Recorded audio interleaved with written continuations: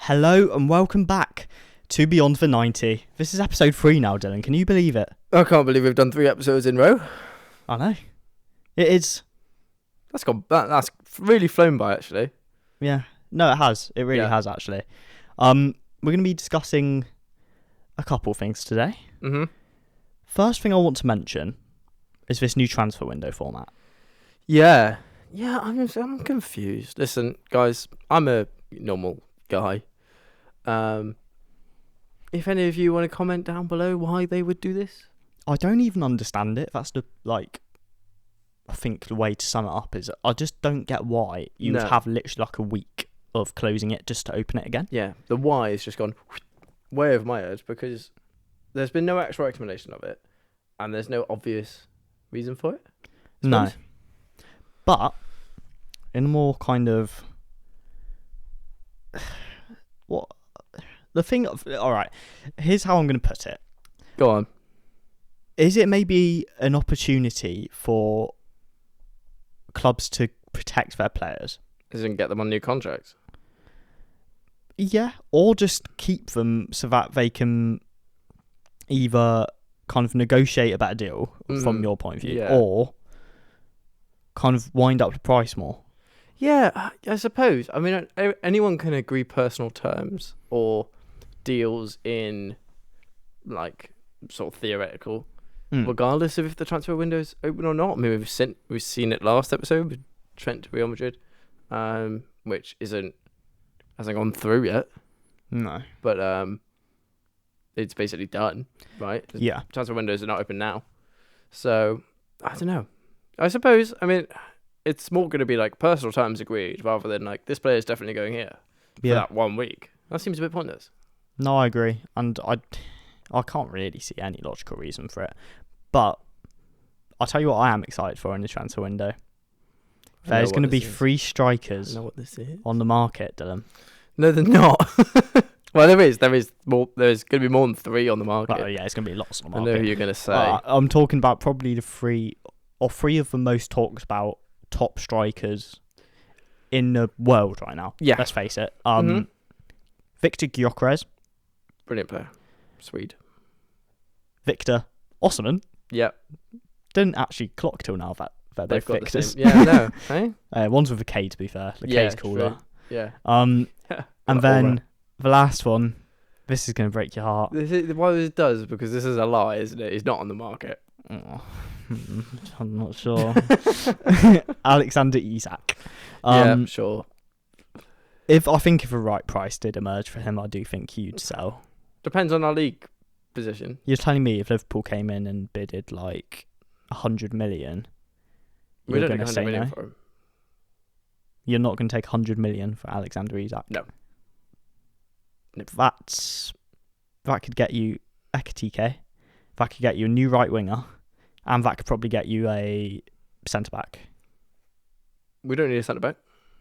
Well, we already have the budget for a centre-back, let's say. Okay, yeah, all right. We have Jacob Murphy. Which, by the way, you don't understand how he's got 11 assists this season. I know, it is actually nuts, isn't it? It is bonkers how he performs on paper and how you watch him in real life. I mean, granted, last 2 months, he's been a capable person, player. But yeah, I would like a new right winger, sure, but Isak is irreplaceable. No, I agree. He is absolutely game changing for your whole side. I mean, he has basically propelled you to win your first cup in how many years was it? 70. Yeah. In domestic terms, 56 in total terms. So it's okay. So let's word it this way then. Let's just say clubs are interested in him. That's a fact. Oh right? Yeah, he's like the hot girl at school. And there is clubs that definitely have money and will probably bid for him, whether you accept that or not. No, I agree. Alexander Isak is the prettiest girl at school who's got a boyfriend that nobody knows. Right? Yeah. Okay. Yeah. Kind of. Yeah, and the other 2 are a little bit more like on the market. Yeah, I mean, but the other 2 want to move. Yeah. I'm not sure whether Isak wants to or not, but he either way they're all attracting interest, right, from top European clubs. The best. So that's kind of what we're going to be talking about today. We're going to be talking about each one of their profiles individually as strikers, how they differ, how they're similar. Obviously, they all score goals. I mean, that's, that's the the overlapping factor. That's his job. But, that's all of their jobs. All of their jobs. And then we're also going to be taking a look at maybe what club is right for each of them. Yeah, and what club is wrong. Yeah. I suppose in turn of Arsenal shouldn't get Isak. Not a controversial thing to say. Well, do you know what's interesting? I think Arsenal is one of the only clubs that could probably do with any of them. Yeah, you're so right. They just need a striker, don't they, with experience? We were talking about Isak's price tag. 100 million might get you him if you're not a Premier League team. I was going to mention this as well. I feel like if he was to go abroad, at least he's not going to compete for one of your direct rivals, right? Yeah, exactly. So maybe we would be willing for 100, 110. But I think it's going to take 125, 130 to go to another Prem team. Well, I think everybody has a price tag.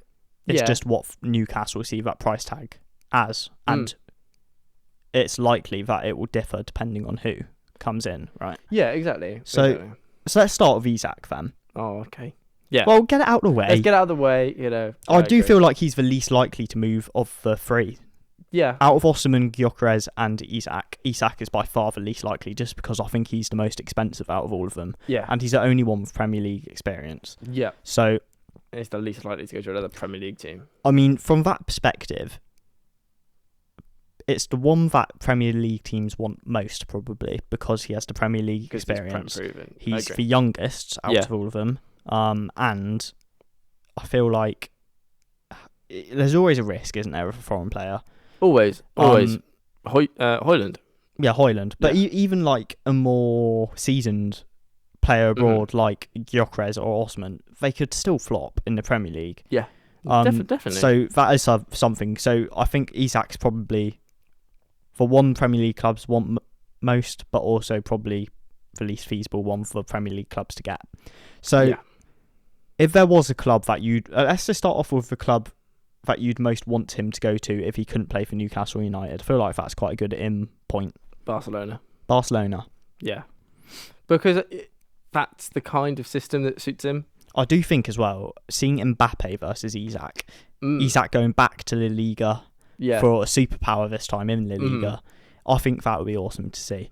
Yeah, and it would propel Barcelona to be in that same conversation that they've always been in. I know they are doing outstanding this season. They've had injuries. They've brought in Rafinha, and he's just turned into one of the best players in the world at the moment. They'd be unreal as a pairing, Rafinha and Isak, Lamine Yamal. Yeah, it'd be crazy. As a front three is crazy. Under Hansi Flick. Under Flick, with sort of Pedri in behind them. That is beautiful football. Yeah, That's why I'd want to see him there. And I feel like that would honestly put them on par to compete with Real Madrid. Yeah. I feel like I wouldn't be able to call it who would win the golden... What is it over there? Is it golden boot? Yes, call it the golden boot. Whoever scores most goals in the league anyway, right? I couldn't call which way that would go. No. And I feel like that would actually make it, a league then not dominated by Real Madrid, as it primarily has been, right? Yeah, agreed. So I feel like I'd agree. I feel like I know they're interested, Barcelona. They are. But it's financially, they don't have great funds. They really don't. Can't even... I mean, they have come out recently and said they can register Dani Olmo, which we talked about on the radio 3 weeks ago now, saying they couldn't. But they can now, supposedly. I mean, it's not done until it's done, right? But... they are not in the financial position to get Isak this summer. Yeah. What about PSG? Because PSG definitely have the funds. They do definitely have the funds. Because they're rich, obviously. But yeah. I really like what they've got going on now. What about a swap deal? If they were to include, say, if they give you Kolo Muani. So, this is interesting. Because I know it's like... This is on the table. This is on the table. Yeah. There are rumours of Kolo Muani, Goncalo Ramos. Obviously, Isak, they'd still pay you money. Yeah. So it would be Kolo Muani, Marco Asensio, and like 50 million.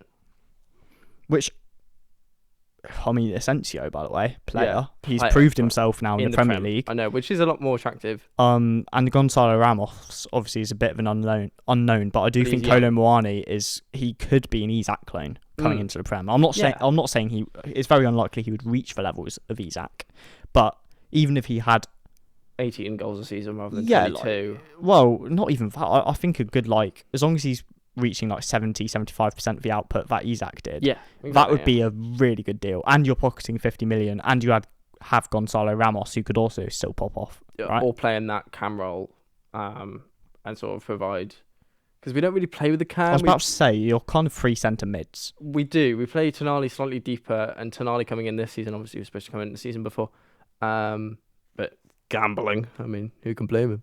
Only joking. Tonali being there allows Bruno to push forward, and Bruno plays as a cam in possession, and Jolin just runs around and hits people.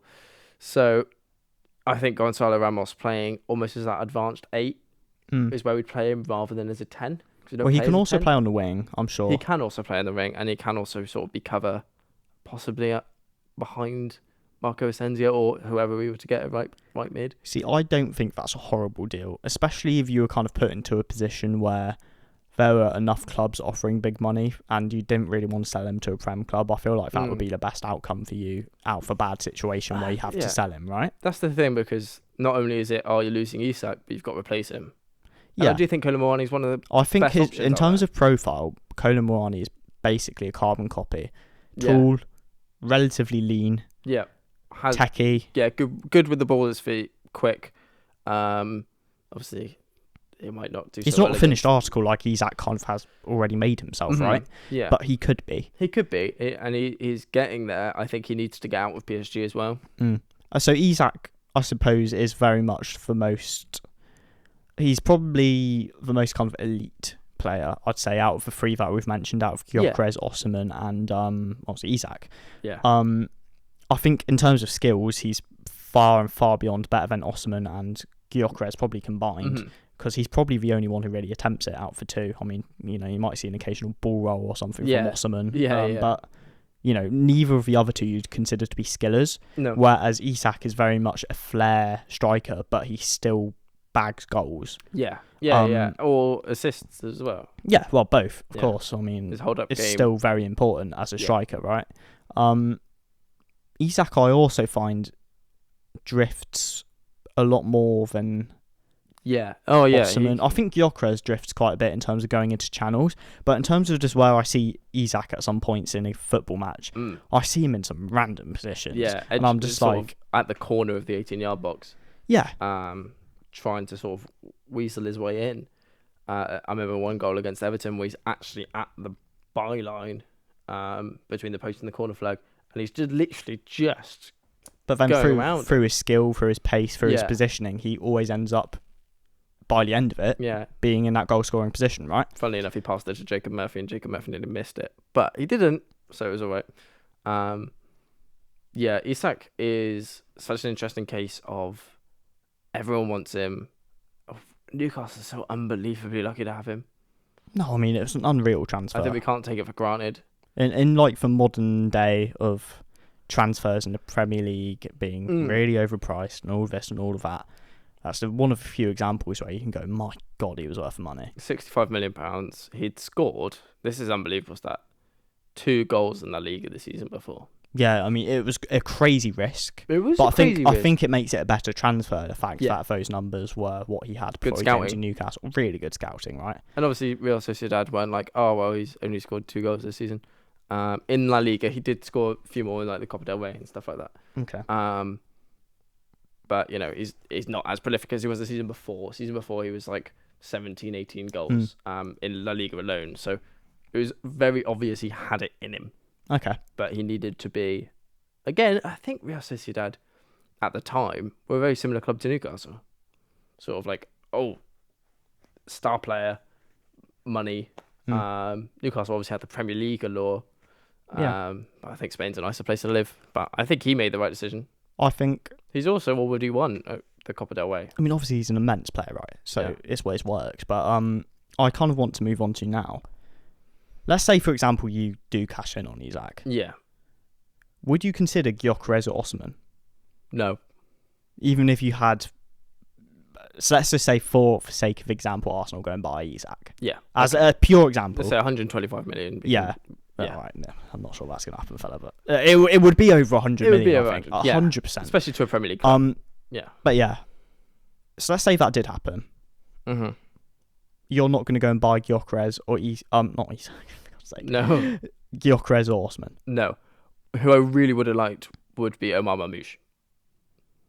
Okay. But he's obviously gone in January. If he hadn't have gone in January, I would have been kind Was of he fine. kind of like your number one replacement? He would in January, if he hadn't have gone to Man City, if let's say he's still at Frankfurt now, sort of a year or two left on his contract. Someone was like, who would you want to replace Isak? I would have been Omar Mamouche. Well, there is another player in Frankfurt who is extremely good. We touched on him last episode. We did, because he nearly went to Newcastle. Ekitike. Yeah, Hugo Ekitike. He's a baller. He's also very similar profile to Isak. He is, and that's what's important, because we're never going to get like for like, because there's only one Alexander Isak, and that's why he demands such a high price. But bringing in somebody who's young and could mould into a player who is similar. Yeah, I agree. That's what you need, right? Yeah. And that's why I mentioned Colin Mwani earlier. I also think Ekitike could be a phenomenal option, right? Mm-hmm. Or Sam Ewell, that Porto striker. Oh yeah, he's a bit bigger, yeah. a bit bulkier.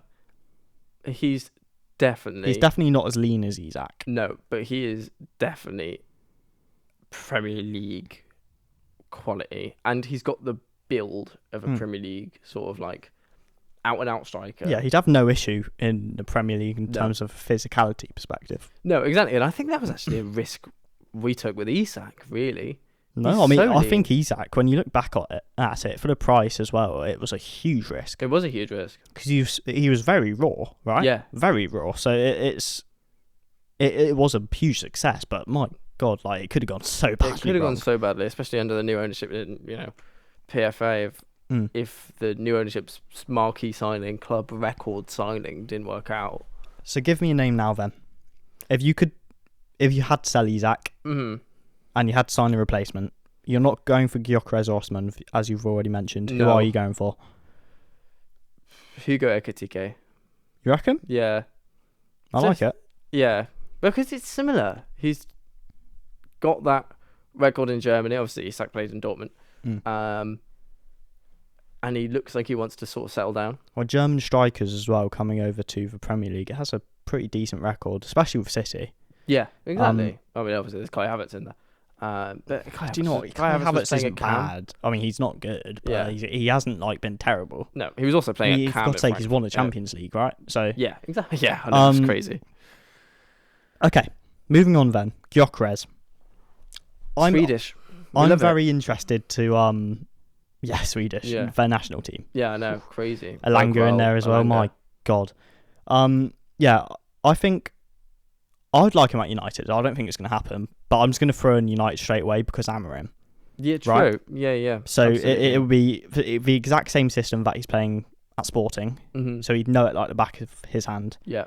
I think if we won the Europa League and we got Champions League, there should be all of our resources dedicated to getting Gyökeres in for next. I agree.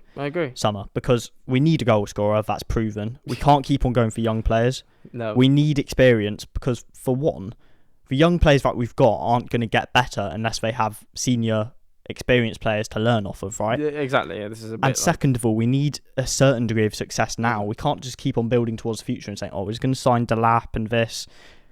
Because it's all risky, right? And you need results now, and the only way you get results now is by buying more proven players. Gyökeres could still flop, but he's much less likely to flop than a less experienced striker bringing in. I like being Delap brought in as again. well. I do like Delap, but there's a reason I didn't say him for an Isak replacement. He's another option. He is another option, but he's not. Again, he's not similar enough.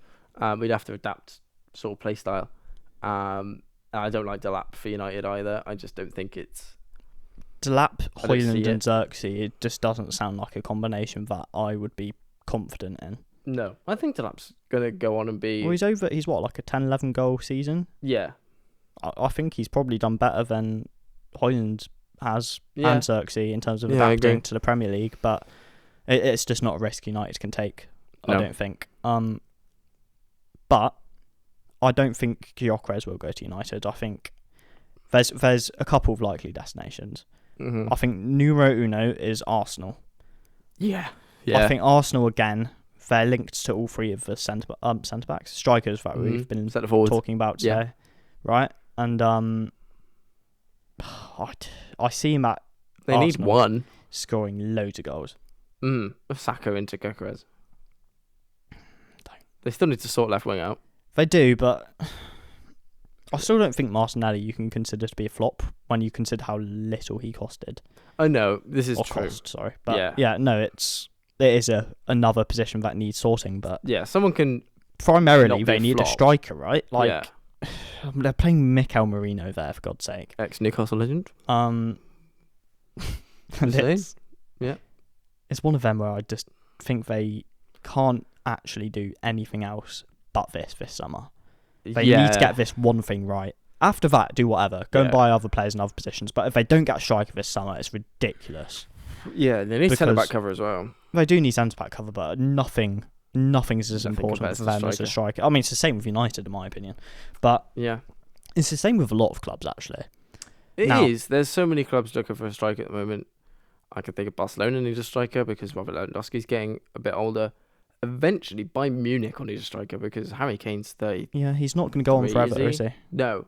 So, I don't see Bayern Munich buying a star-studded striker this season, but they're going to be...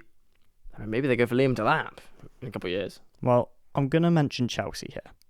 Now, yeah, I like Nicholas Jackson, and I think he's been decent this season, especially towards the start. Yeah.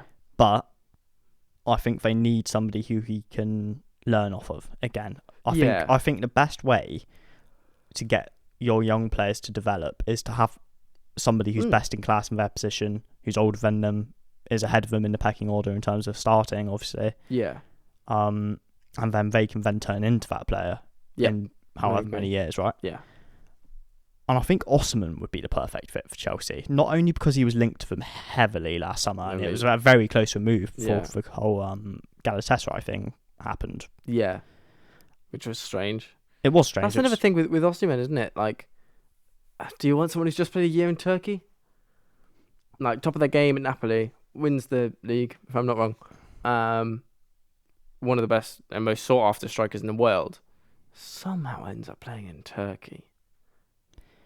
I think it was more a case of his relationship deteriorated behind closed doors with Napoli so bad that he would go anywhere but there. So he was going somewhere no matter what, and it just happened he ended up at Galatasaray because it kind of went too late into the window. Yeah.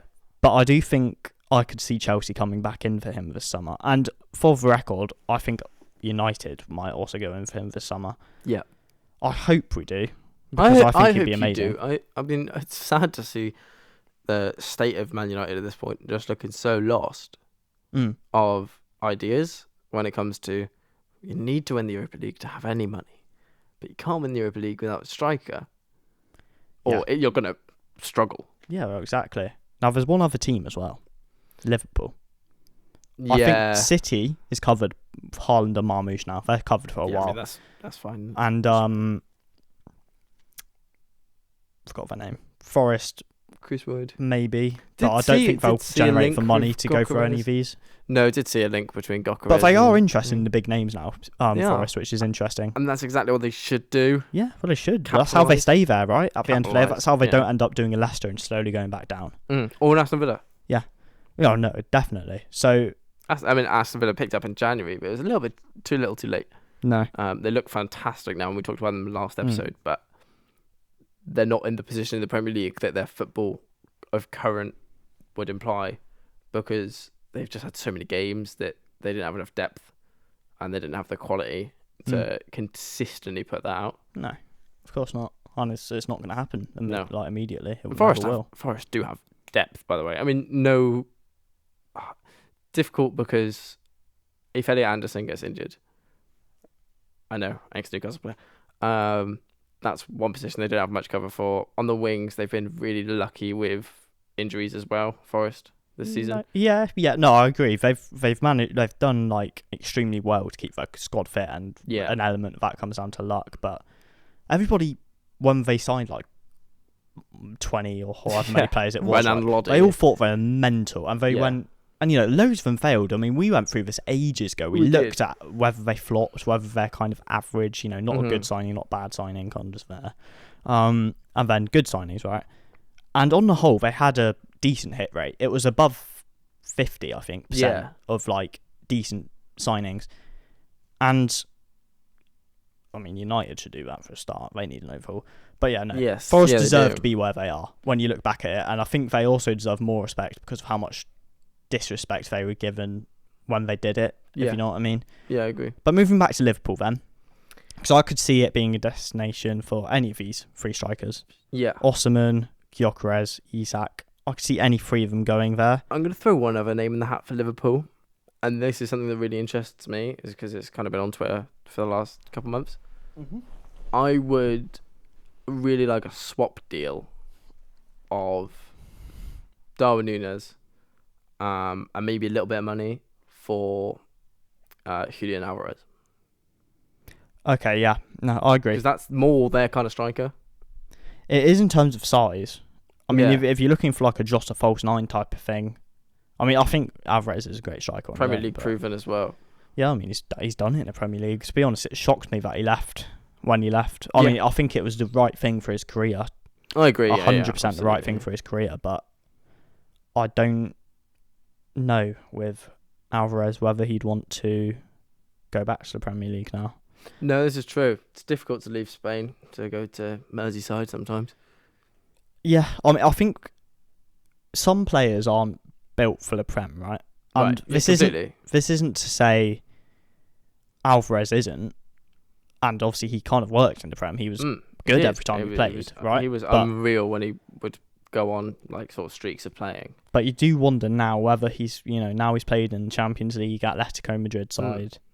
It's actually quite a shame the way they went out, by the way. Atletico, I mean, I personally thought they should have beat Real Madrid. I thought they deserved to beat Real Madrid. I agree. Not the prettiest football, but no. But do you know what? Win. Simeone always manages to find a way, and that's all you can ever ask for in football. Yeah, a win. And I actually did think, on the whole, they played better in that game. Yeah, I agree. But anyway, going off topic, I don't know whether Alvarez would want to go back to the Premier League. I think he loves it in Spain, and I think he'll be really motivated by how far they came in the Champions League. Yeah, and how close they came to beating Real Madrid. And the thing is, with Atletico, it feels more of a team than it would have at City, I think.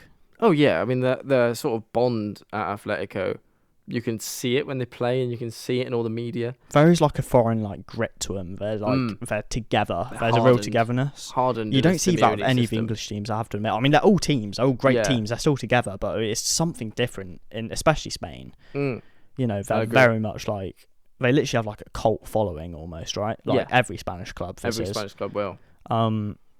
Yeah, I'm not sure, but 100%, he is an option for Liverpool. Yeah. In terms of Gyökeres, I could see Gyökeres there, but I think we need to look at Arne Slot's system and how he used to play at Feyenoord, because maybe that's a better. I don't think I could see Gyökeres going there. I'll say this, and I'll probably end up going there. But Liverpool fans will love this. It would be wrong. I think Isak would be their number one. Isak would be their number one because he's kind of like Núñez, but better. Well, obviously. Not only better. I mean, he is what Núñez should have been. Yes. Yeah. Well, 70 million. Because again, they're very similar in terms of profile. Yes. Yeah. Very lean, very tall, very dribbly. Again, Núñez has that tech. He's literally on paper Isak. Yep. He is a Uruguayan Isak, but he can't finish. No. Whereas Isak can, and he assists.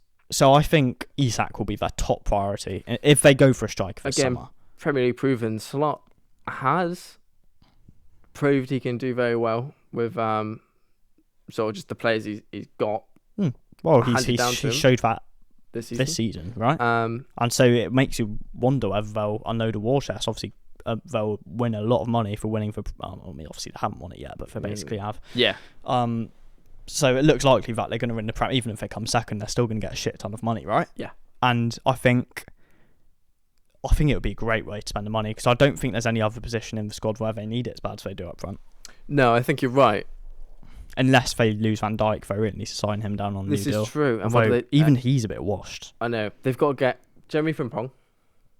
Yeah, I want him at United because I think he'd just be amazing at right wing back. I think he is amazing. I think any club would love him. What you were saying... 34 million's crazy for him, by the way. I know. Talking about sort of younger players playing under older players to learn. Newcastle did this really well.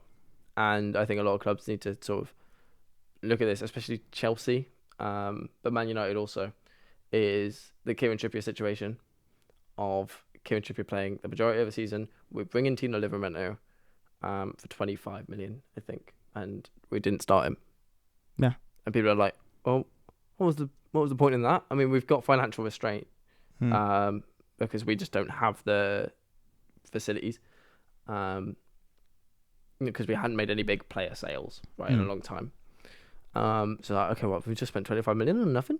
It's like, no, we've spent 25 million on this youngster to learn off of one of the most qualified and sort of most profound English right backs, who's gone off to Atletico and won something. Yeah. And now that's the way to do it, isn't it? It is just naturally how you do things. It's like it applies to any walk of life, not only football, you know. Yeah. It's the reason why you work under people more senior than you in any job, right? Yep. It's the reason you learn how to do whatever you do from somebody who's already doing it, essentially. Yeah. Who's Man United's young striker? Chido Obi Martin.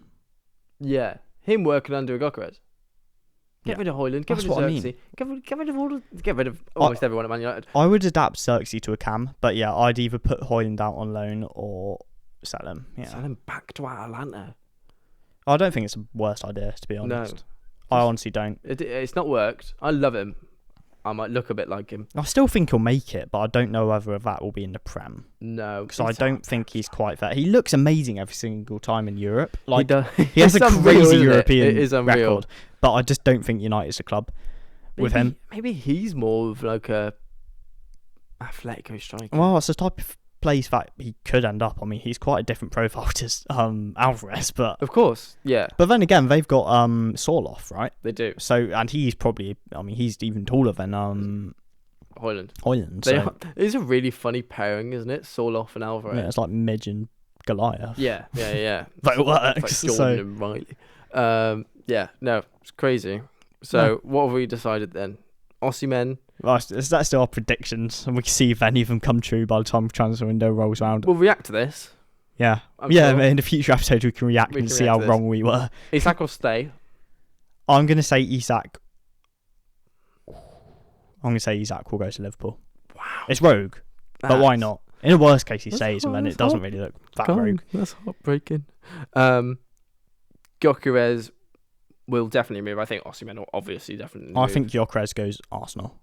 Gyökeres to Arsenal for how much? 70? 75, 70, yeah. I reckon about 70. I think 70 with add-ons. Yeah. I'd say. Yeah. Yeah, okay. Yeah. That's probably a good way to put it. And then I reckon either Osimhen to Chelsea or United.